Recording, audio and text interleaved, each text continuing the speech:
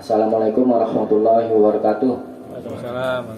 Innal hamdalillah nahmaduhu wa nasta'inuhu wa nastaghfiruh wa na'udzu billahi minasy syururi anfusina wa sayyiati a'malina. May yahdihillahu fala mudhillalah wa may yudhlil fala hadiyalah. Asyhadu an la ilaha illallah wahdahu la syarikalah. Asyhadu anna Muhammadan abduhu wa rasuluh. Amma ba'd. Allahumma shalli ala Muhammad wa ala ali Muhammad. Kita mulai membahas kitab Al-Arba'in An-Nawawi. Al-Arba'in itu artinya 40. Tuh. Penulisnya An-Nawawi. Banyak kitab Al-Arba'in, tapi yang paling terkenal kitab Al-Arba'in itu karangan Imam Nawawi. Tuh. Hadis-hadis yang ada di dalam kitab Al-Arba'in ini, hadis-hadisnya sudah sah. Ya, perlu diingat. Kemudian kandungan makna-makna hadis ini, hadis-hadis pilihan itu mencakup hadis-hadis pokok perkara dunia dan akhirat gitu. Jadi Al-Arba'in nanti 40 tapi isinya 42 ya. Udah nanti dilengkapi sama Ibnu Rajab menjadi 50 itu hadis-hadis pokok tentang agama kita ini. Nah, penulisnya adalah Imam An-Nawawi. Itu nama lengkapnya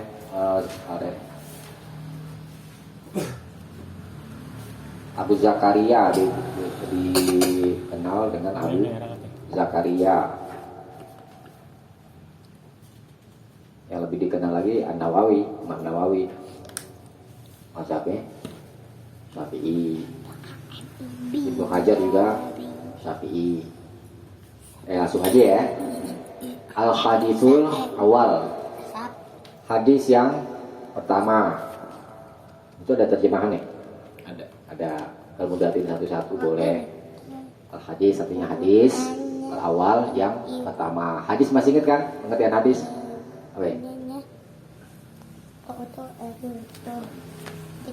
Apa yang disandarkan kepada Nabi Shallallahu Alaihi Wasallam berupa perkataan, perbuatan, takrir, pengakuan, yakni sahabat berkata atau berbuat, kemudian Nabi tidak membantah dan tidak memerintah, artinya didiamkan, itu namanya takrir. Perkataan sahabat atau perbuatan sahabat yang sudah ditakdir oleh Nabi sama seperti perkataan dan perbuatan Nabi. Jadi hadis itu apa yang disandarkan kepada Nabi berupa perkataan, perbuatan atau takrir. Ya. Hadis yang pertama, An Amiril Mukminina Abi Hafsin Umar bin Al-Khattab radhiyallahu anhu dan dari Amiril Mukminin, Amir pemimpin, Al-Mukminin orang-orang beriman, orang-orang mukmin. Abi Hafiz, bapaknya Hafiz, bapak Hafiz. Umar, ini namanya Umar bin Al-Khattab, Umar bin Khattab radhiyallahu anhu, semoga Allah meridhoinya. Qala, dia berkata, Sami'tu Rasulullah sallallahu alaihi wasallam yaqul. Kata Umar, aku pernah mendengar Rasulullah sallallahu alaihi wasallam yaqulu, bersabda, Innamal a'malu binniyat. Innama hanyalah al-a'mal, amal-amal itu binniyat, dengan niat. Wa innama likulli imri'in ma nawa. Wa, dan innama hanyalah likulli imri'in, bagi setiap orang, manawa, apa yang dia niatkan. Maksudnya setiap orang mendapat apa yang dia niatkan. Faman kanat hijratuhu ilallahi wa rasulih, fa, yaitu man, siapa saja yang kanat adalah hijratuhu, hijrahnya, ilallahi wa rasulih, untuk Allah dan Rasulnya, fa hijratuhu ilallahi wa rasulih, maka hijrahnya untuk Allah dan Rasulnya. Wa man kanat hijratuhu lidunya yusibuha, wa man, dan siapa saja yang kanat adalah hijratuhu, hijrahnya di dunia, untuk dunia, yusibuha, yang akan dia peroleh, awi mro'atin yankihuha, atau seorang wanita yang akan dia nikahi, fa hijratuhu, maka hijrahnya ila ma hajara ilaih, untuk apa yang dia hijrahkan. Rawahu imam al-muhadditsin, telah meriwayatkannya dua imam al-muhadditsin, ahli hadis, yaitu Abu Abdillah, ini kunyah bapaknya Abdullah, namanya Muhammad bin Ismail bin Ibrahim bin Al-Mughirah bin Bardizbah al-Bukhari. Namanya Muhammad bin Ismail, Muhammad anaknya Ismail, Ismail bin Ibrahim, Ismail anaknya Ibrahim, Ibn Al-Mughirah, Ibrahim anaknya Al-Mughirah, Ibn Bardizbah, ada Bardizbah Al-Bukhari, itu nama Bukhari. Aslinya Muhammad bin Ismail. Wa Abul Husain, dan bapaknya Al-Husain, Muslim bin Hajjaj bin Muslim Al-Qushairi An-Naisaburi, fi sahihaihi malazaini huma asahul kutubil musannafah. Ini nama Imam Muslim, yaitu Muslim bin Al-Hajjaj, kunyahnya Abul Husain, itu yang di awal tadi, Ibni Muslim. Muslim punya ayah namanya siapa ya? Al-Hajjaj. Kemudian ayahnya Al-Hajjaj Muslim. Muslim punya kakek namanya Muslim juga. Al-Qushairi, ini disebutkan kepada Ibn Qushair. An-Naisaburi, ini nama tempat. Fi sahihaihima, di sahihai, dua sahih huma, keduanya, maksudnya di dua kitab sahihnya yang sudah terkenal, ya, ini sahih Bukhari dan sahih Muslim. Alladzaini, yang huma, keduanya, as-sahu, yang paling sah, al-kutubil musannafah, dari kitab-kitab yang al-musannafah, yang dikarang. Ini maksudnya yang paling sah dari kitab-kitab hadis setelah Al-Quran maksudnya.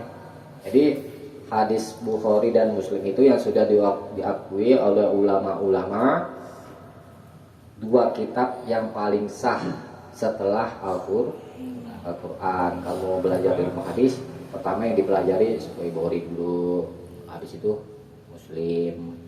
Tuh, belajar langsung ke kitabnya, ya. Ya, hadisnya sah, riwayat Bukhari dan Muslim. Ini disebut sama dengan apa ya? Muttafaqun alaihi. Kalau Imam Bukhari dan Imam Muslim sama-sama meriwayatkan hadis, itu diistilahkan dengan muttafaq alaihi. Nah, secara derajat hadis, istilah muttafaq alaihi itu derajat sanadnya dari segi keabsahannya itu adalah yang paling tinggi.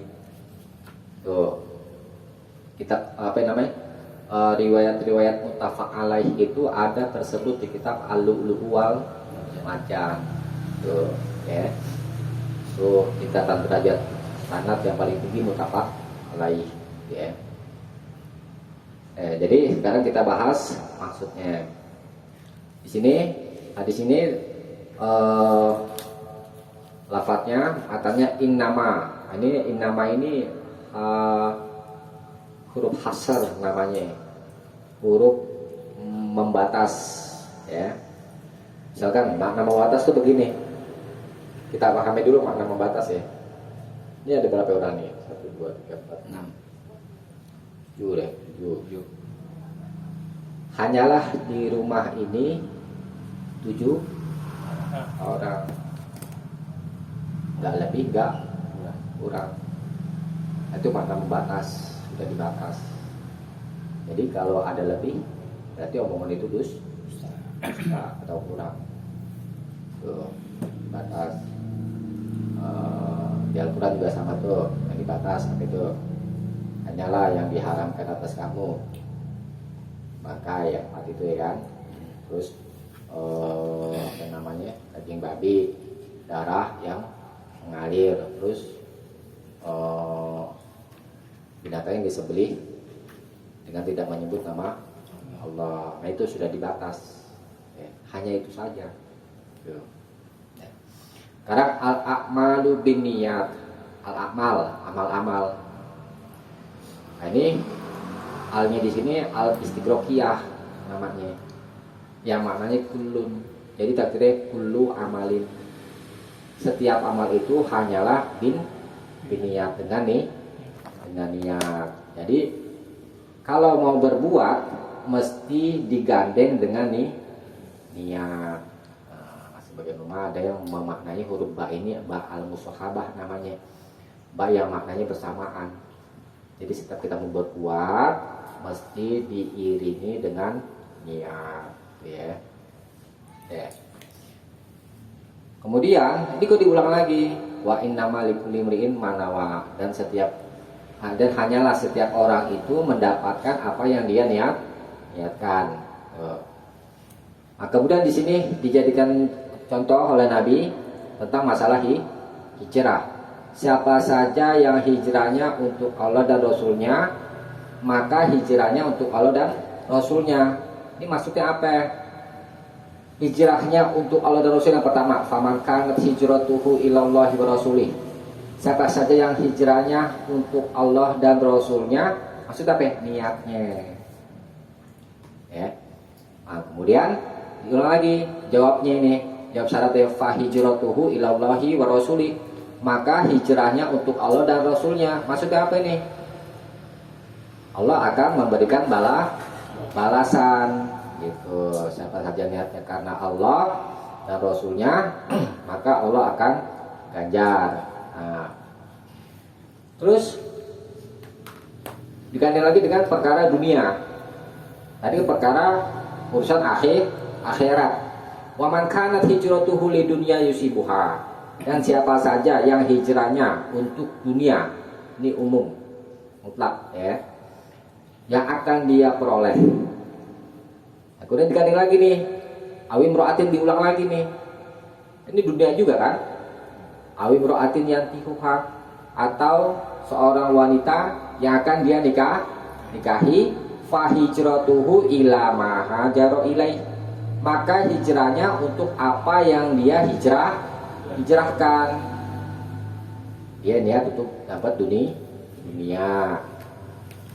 Atau seorang wanita, ya, dikasih dibalas sama Allah, tapi nggak dapat ganjaran begitu, ya. Nah sekarang kita apa yang namanya bayangkan coba, menikah ibadah bukan?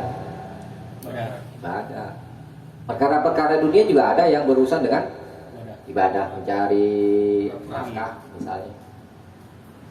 Nah, ini bagaimana? Semua sama-sama bernilai ibadah. Nah, di sini dapat kita simpulkan, ini kan hadis ini dikenal itu asbabul wurudnya itu adalah ada seorang muhajir. Orang muhajir itu orang yang berhijrah. Dia pengen menikahi seorang wanita namanya Ummu Qais, ya kan? Ummu Qais nggak mau dinikahi sama muhajir ini. Ummu Qais baru mau dinikahi olehnya kalau dia mau hijrah. Sebab turunnya hadis ini, sebab datangnya hadis ini, gitu.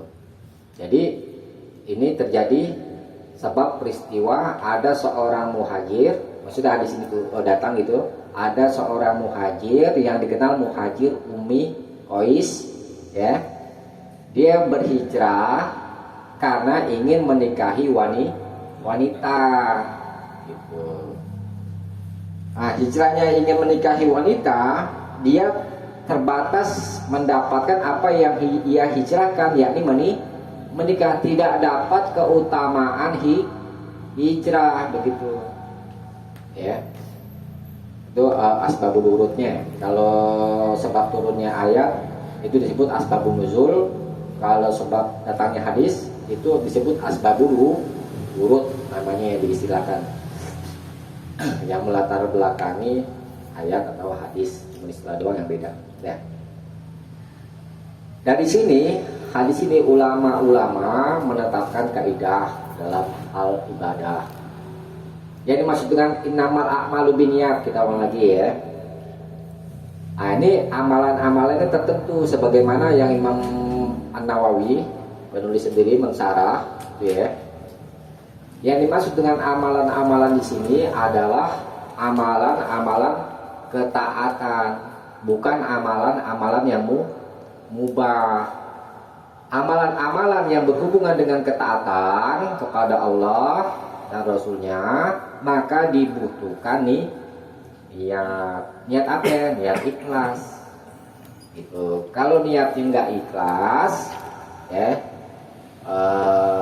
maka dia tidak dapat ganjaran. Misalnya riya, dia niat beribadah tapi karena riya atau sum'ah, ya. Riya itu adalah dia beribadah, ya, melakukan aktivitas ibadah dengan keinginan ingin dilihat orang dan harapannya ingin dipuji, pura-pura jadi orang oleh orang baik. Nah, ini amalan orang-orang munafik begini. Orang munafik itu ibadahnya itu kalau dilihat orang, itu surat Al-Ma'un itu. Awailul lil musallin alladzina hum an salatihim sahun alladzina hum yura'un. Celakalah orang-orang salat, ikan yang mereka lalai dalam salatnya. Siapa yang lalai? Alladzina hum an salat itu. Awailul musallin alladzina hum an salatihim sahun alladzina hum yura'un. Yang mereka itu beribadahnya karena riya. Ada Pak Lurah pakaian yang rapi supaya dipuji gitu ya, nggak boleh ya. Jadi dalam aktivitas ibadah itu harus kita niatkan ikhlas karena Allah. Kalau perkara-perkara yang mubah tidak butuh kepada niat. Ya memang ada juga perkara-perkara yang mubah, misalkan contoh perkara yang mubah itu kan urusan dunia, ya kan, lasufil asya alibahah, hukum asal sesuatu itu mubah, ya kan, urusan dunia. Tetapi dia bisa menjadi teranggap sunnah gitu, bernilai ibadah maksudnya itu kalau memang ada perintah. Misalkan contoh bersiwak, sikat gigi itu urusan dunia kan. Oke, ada perintah disyariatkan, ya, jadi disyariatkan bergosok gigi. Oleh karena itu, ketika kita bergosok gigi dengan niat menjalani sunnah Nabi, maka dapat pahala. Tapi kalau gosok giginya tidak diniatkan untuk mengikuti sunnah Nabi, dia nggak dapat apa-apa. Itu pentingnya niat. Balik lagi kepada niatnya. Iya. Ya. Kan mubah ya kan? Tapi bisa menjadi terhitung pahala, ya kan? Mendapatkan pahala kalau dia niatkan karena mengikuti sunnah Nabi. Itu ada juga perkara-perkara yang asalnya mubah, tetapi karena disyariatkan, maka itu bernilai ibadah. Mandi mubah apa enggak? Mubah. Tapi kalau diniatkan untuk menjalani ketakwaan, yakni umat muslim diperintah bersih, ya kan? Itu pokok-pokok agama kan? Dia niatkan untuk menjalani ketakwaan itu, maka mandinya itu bernilai ibadah. Jadi nggak sia-sia. Ya. Kalau kita niatkan untuk ibadah, akhiratnya dapat, dunianya juga dapat. Bekerja misalnya, kita niatkan untuk ibadah karena Allah memerintah kita supaya berikhtiar mencari nafkah misalnya, maka sepanjang dia itu bekerja dari pagi sampai sore atau sampai malam, maka dia mendapatkan pahala. Pahalanya banyak kan? Ajaza'un min jinsil amal, balasnya itu bergantung kepada jenis amal. Kemudian ada kaidah lagi, makan aksara fi'lan kana aksara fadlan. Apa yang lebih banyak perbuatannya maka lebih banyak ganjarannya. Lumayan capek kan dari pagi sampai malam ke maghrib. Banyak ganjaran. Kalau kita niatkan untuk ibadah. Tapi kalau nggak diniatkan untuk ibadah, akhiratnya nggak dapat. Cuman dunianya doang yang dapat. Pilih mana? Dua-duanya yang dapat. Kita niat untuk ibadah, akhiratnya dapat, dunianya juga dapat. Bos, ini mau ibadah dulu nih bos ya. Mana nih antar ke Cikini nah gitu ya. Jadi ada dua pokok ya dari hadis ini, sebagaimana dikatakan Ibnu Rajab gitu ya kan. Pertama, kita dalam aktivitas ibadah itu mesti ikhlas ya, ikhlas karena Allah. Kita berbuat untuk mencari keridhaan Allah, bukan untuk pujian dari manusia, bukan untuk riya, bukan untuk sum'ah. Sum'ah itu ingin didengar. Omongan kita itu ingin didengar orang dengan harapan ingin dipuji, itu sum'ah namanya. Kalau riya, ingin dilihat orang perbuatan kita, sama ingin mendapatkan pujian. Nah kayak begini nggak dapat pahala. Kemudian dari hadis ini juga ulama tetapkan yang tadi saya sampaikan, contoh yang masalah gosok gigi, terus apa lagi tuh mandi dan yang lain-lainnya. Pentingnya niat adalah untuk membedakan satu amal dengan amalan yang lain.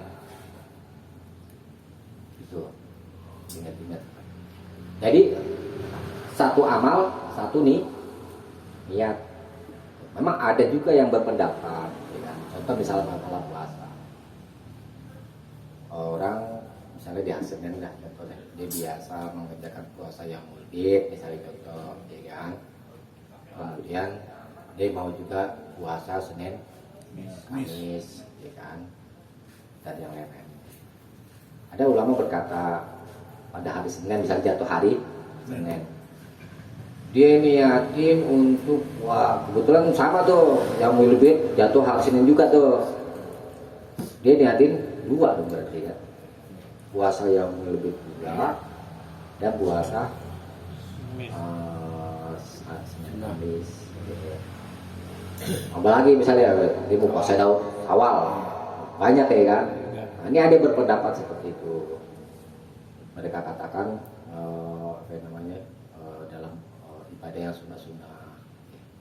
Tetapi insya Allah pendapat yang lebih kuat itu satu amalan, satu satu niat. Jadi kalau puasa Senin Kamis, udah Senin Kamis aja terus udah lama, ya kan?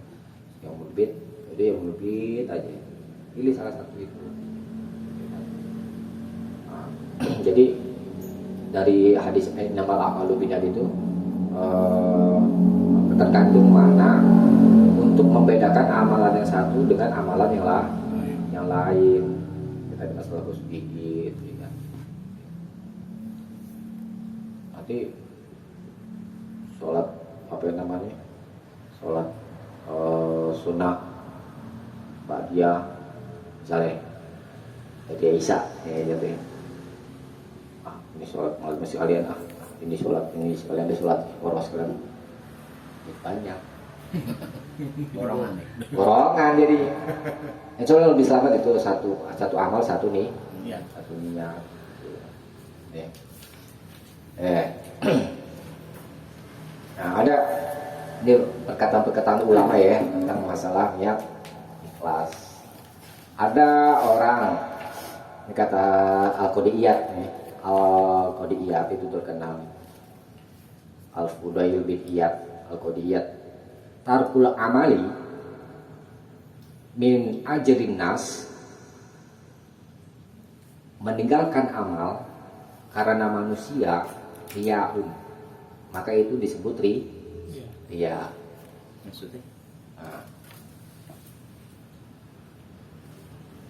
wal anta dulu saya bilang wal amalu min ajrin nas, dan amalan karena manusia syirkun adalah syirik. Wal ikhlasu, dan ikhlas itu ayu afikallahu min umat. Ikhlas itu adalah Allah menyelamatkanmu minhuma dari keduanya itu.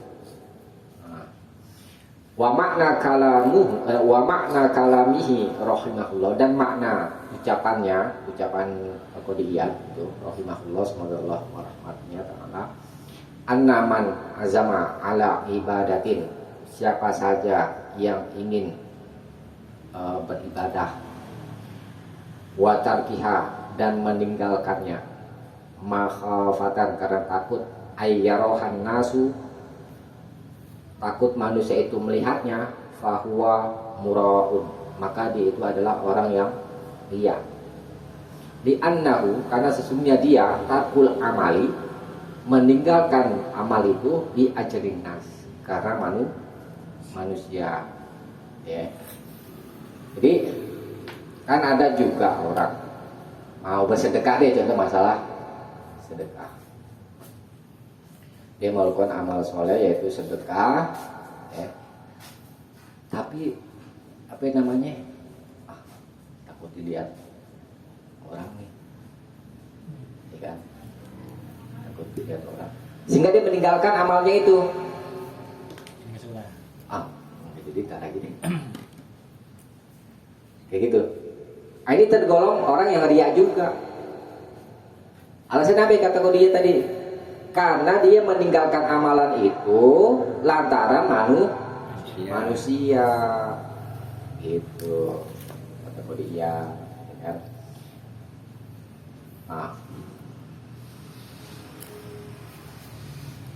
Tetapi kalau dia tidak, dia pengen apa namanya itu, pengen nggak dilihat orang, ini beda lagi.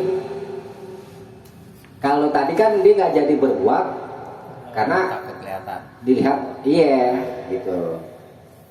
Tapi kalau dia ingin bersembunyi-sembunyi, katakanlah ingin bersembunyi kan, bersedekah, tapi bukan karena apa namanya, bukan karena dilihat oleh manusia, pengen dilihat manusia, tapi memang dia pengen bersembunyi aja gitu. Tapi dia tetap beramal. Kalau dia meninggalkan, ya kan? Dia bersembunyi dalam bersedekah, dikerjakan. Nah ini tidak termasuk riya. Kalau tadi itu dia meninggalkan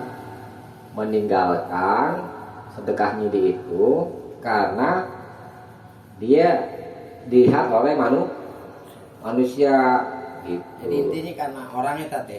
Karena orang. Bukan karena pertama niatnya bersedekah sembunyi-sembunyi, pertama karena Allah dia. Yeah. Tiba-tiba ada orang nggak jadi.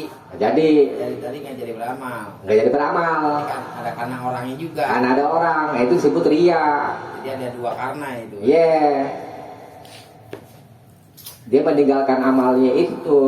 Jadi yang mau dilihat orang kek, mau enggak kek, kan boleh bersedekah dengan sembunyi-sembunyi dan terang-terangan gitu. Halus ya? Halus. Tapi kalau niatnya mendadak tuh? Niatnya mendadak gimana maksudnya? Nggak ada niat, nggak ada orang yang harusnya kita bantu gitu misalkan ya. Nggak ada niat. Nggak ada niat. Cuman kita ngasih aja gitu. Tapi niat nggak ada. Pokoknya gini maksudnya nih. Ada orang nih misalkan yang lewat nih misalkan, mendadak aja gitu niatnya mendadak. Ibaratnya ada niat. Pasti niat itu ya. Jadi nah sekarang kita pahami makna niat itu apa ya. Mana niat kata Al-Utsaimin ini ya. Niat itu adalah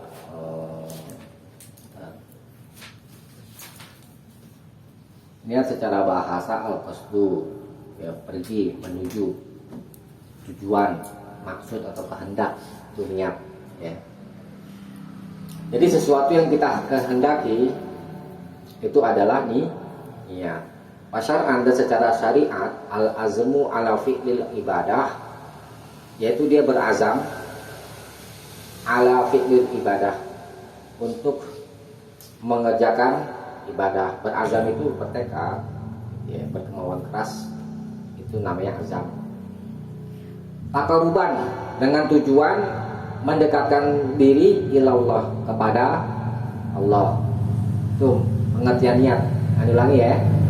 Niat secara bahasa artinya al-qasdu, maksud atau tujuan atau kehendak deh bahasa kita gitu ya namanya ya. Kemudian secara syariat berazam untuk mengerjakan ibadah. Tuh. Yang tadi saya sampaikan tuh ya kan, yang perkataan Imam Nawawi, amal-amalan yang butuh kepada niat adalah yang berhubungan dengan ketaatan ya. Tujuannya untuk apa ini? Taqarruban ilallah, untuk mendekatkan diri kepada Allah. Wa mahalluha, dan tempatnya niat al-qalbu, di hati. Niat itu perbuatan hati, maka tempatnya di hati. Lisan bukan perbuatan hati, dia tergolong perbuatan anggota badan, al-jawarih namanya ya. Jadi dalam masalah niat tidak perlu ada pelafatan niat. Apa yang kita kehendaki di dalam hati, kita ingin berbuat begini dan begitu, itu sudah termasuk niat. Fahia amalun qalbiyun, karena dia adalah amalan hati. Wala ta'alluq, dan dia tidak berhubungan. Wala ta'allaq, dan dia tidak berhubungan il jawarih biha, tidak berhubungan dengan anggota badan. Tuh. Ya. Banyak sholat. Niat sholat bagaimana ya? Niat puasa bagaimana? Nggak ada keterangan-keterangan. Ibnu Qayyim rahimahullah ya, di dalam kitab Zadul Ma'ad katakan, tidak ada hadis sah bahkan lemah sekalipun yang menerangkan tentang bacaan atau pelafatan niat di dalam sholat.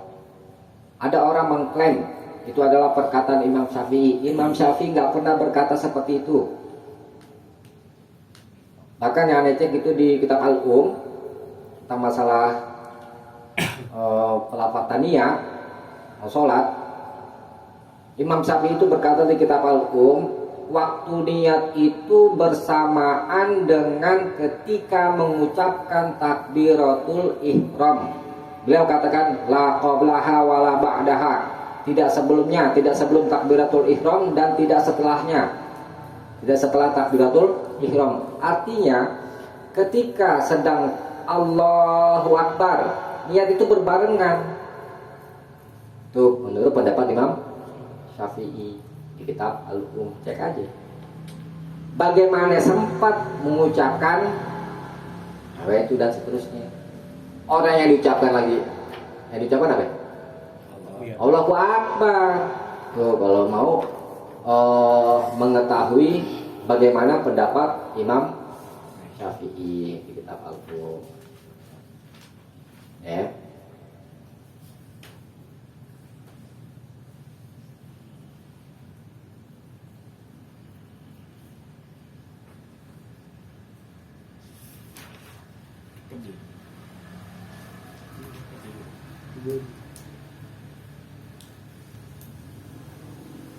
Nah, kemudian Syekh Al-Utsaimin tadi saya sudah sampaikan bahwa niat itu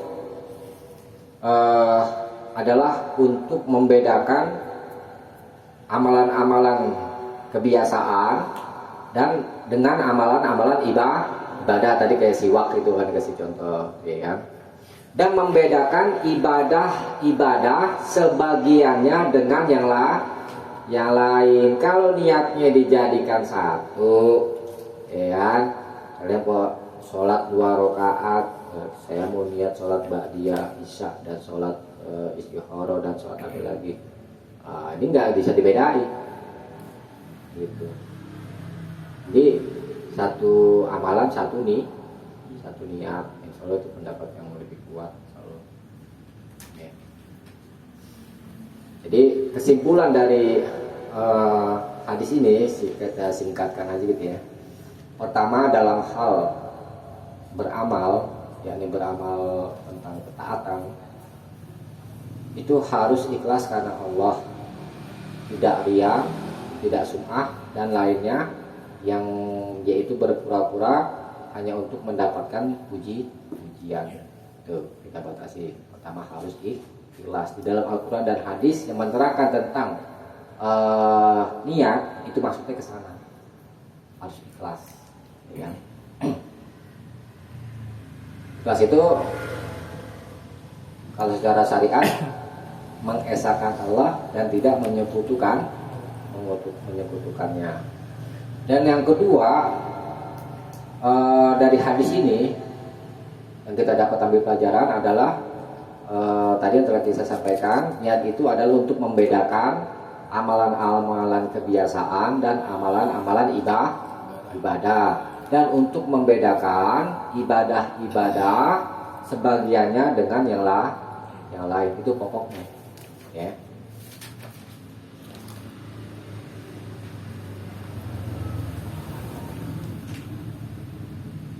Kalau niatnya ikhlas ya nggak dicatat, nggak ikhlas sih. Yang dicatat yang ikhlas. Ngaji niatnya supaya dibilang alim, nah ini nggak ikhlas, ya kan? Niat ikhlas karena Allah, ngaji karena kita mengaji itu kan semata-mata menjalani perintah Allah, Iqra, ya kan? Jadi mengaji juga bukan persoalan kita udah tahu atau belum tahu, tetapi karena semata-mata menjalani ibadah. Insya Allah ilmu yang didapat berkah kalau kita niat ikhlas karena Allah. Ilmu yang berkah itu kita bisa mengambil manfaat dari ilmu yang kita dapatkan. Ilmu yang bermanfaat itu Satama Rahimahullah itu katakan, ilmu yang bermanfaat itu adalah ilmu yang diamalkan. Itu ilmu yang berkah. Kemudian bisa berbagi kepada orang lain. Udah mendapatkan ampunan, didoakan kan sama penghuni langit dan penghuni bumi kan, makan ikan-ikan di lautan, mendoakan orang-orang yang menuntut ilmu. Memang hadis itu ditujukan kepada orang-orang yang mengajarkan kebaikan kepada manusia, tetapi mencakup juga mana kepada penuntut ilmu, karena jalan untuk menyampaikan kebaikan kepada manusia itu adalah dengan ilmu. Di antara jalan adalah dengan belajar. Baik, mana nih sih dosa sama amal soleh kita? Bisa kita mau hitung, ya. Insya Allah segini aja, sedikit aja dulu ini ya. Kalau ada yang mau tanyain silakan. Tuh, tanya jawab ya silakan. Ibadah bersama khauf dan roja. Ya, jadi sebelumnya Imam Nawawi itu terangkan ada golongan manusia, ada berapa ini? Ada 3 ya, golongan manusia. Kata Imam Nawawi, niat itu adalah alat ukur bagi benarnya amal. Kalau niatnya baik, maka amalnya juga baik. Kalau niatnya buruk, amalnya juga buruk. Gitu. Nah, amal itu didapat bersama digandeng dengan niat itu ada 3 keadaan, kata Imam Nawawi. Pertama, ada orang berbuat amal soleh karena takut kepada Allah. Ya. Nah, ini adalah ibadahnya hamba, budak, karena takut sama majikan, misalnya, gitu, ya kan? Jadi berbuat. Yang kedua, ada orang beramal untuk mendapat surga dan ganjaran, gitu ya, pahala. Maka ini adalah amalan at-tujjar, para pedagang, dapat untung. Kalau nggak ada untungnya, rugi. jadi kalau nggak orang kalau nggak ada untungnya mau nggak kerjain? Itu aku mau pedagang, ya kan? Gitu. Dia baru mau berbuat kalau ada untung. Untungnya apa ini? Surga sama ganjaran atau pahala. Kalau ada untung nggak mau jalan. Iya tuh. Gitu. Ini katanya ibadahnya para pedagang, kata Imam Nawawi, gitu ya kan. Kemudian ada orang beribadah, beramal karena hayaan minallah, karena malu dengan Allah, ya kan? Sehingga dia mendidik untuk benar-benar ibadah dan benar-benar bersyukur, ya kan? Dia mengetahui bahwa dirinya ada kekurangan dan di hatinya juga ada rasa takut tentunya. Nah, dan dia nggak tahu apakah amalannya itu diterima atau tidak.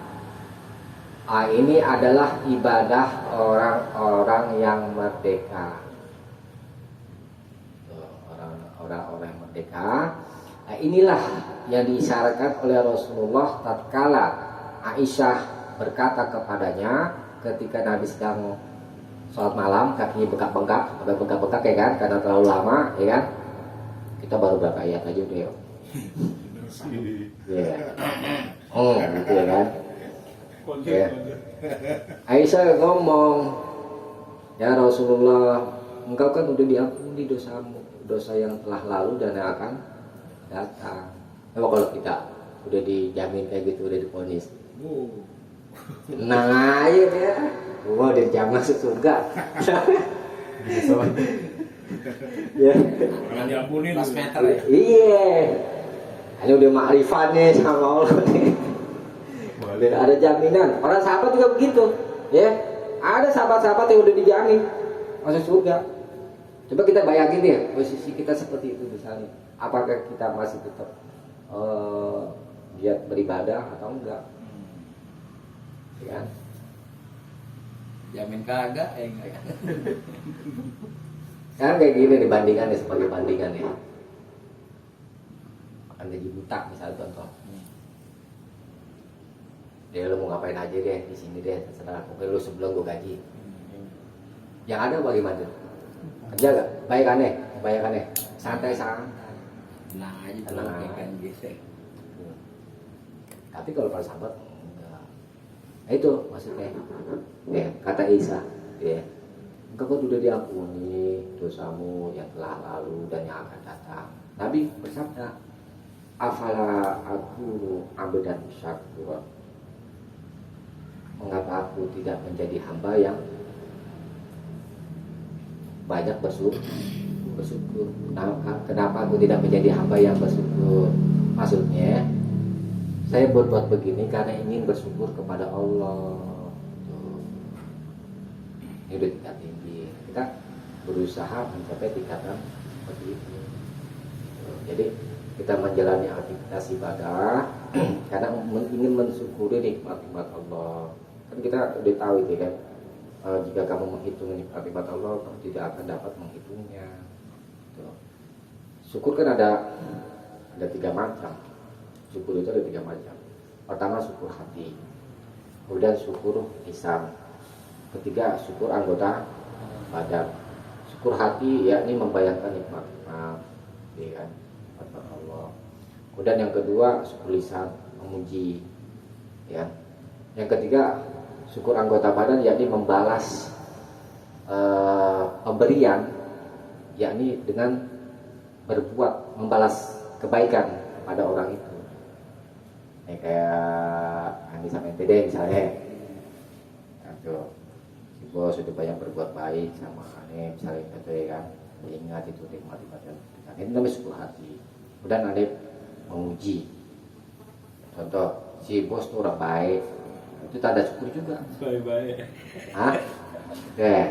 Kemudian membalas dengan perbuatan. Misalkan si bos punya apa namanya, ada keperluan lah gitu maksudnya. Nah, itu kita penuhi keperluannya itu selama kita mampu seukuran dengan haknya. Sama kayak gitu. Allah udah banyak memberikan kita nikmat, balasan kita terhadap Allah apa ya? Yaitu dengan ibadah. Ya. Nah, kemudian ada orang bertanya, mana yang lebih utama, ibadah bersama rasa takut apa dengan haram? Oleh Imam Ghazali bilang ibadah itu bersama harapan lebih roja gitu ya, lebih utama. Karena roja mewariskan mahabbah, mewariskan kecintaan. Kalau khauf mewariskan keputusasaan, ya kan? Nah, ini 3 ini adalah tiga bagian ini adalah hakikat dari orang-orang yang ikhlas. Tapi waktu itu Ustaz Imron ya, pernah sampaikan itu ibadah bersama khauf dan roja itu mesti seimbang ya. Karena kalau rasa takut tadi yang ditingkatkan, putus asa nanti orang, dosa gue banyak daripada amal gitu ya kan. Gak ada harapan deh. Gak ada harapan, makanya itu dia Imam Ghazali gitu kan. Putus asa. Jadi sedih aja, gak ada ceria-cerianya. Aku dan kalau harapnya juga yang tinggi, takutin enggak, ngentengin dosa. Agak apa Allah mau pengampun ini? Tenang aja, besok pasti bisa tobat. Nah itu, kalau harapnya terlalu tinggi takutnya rendah, makanya seimbang.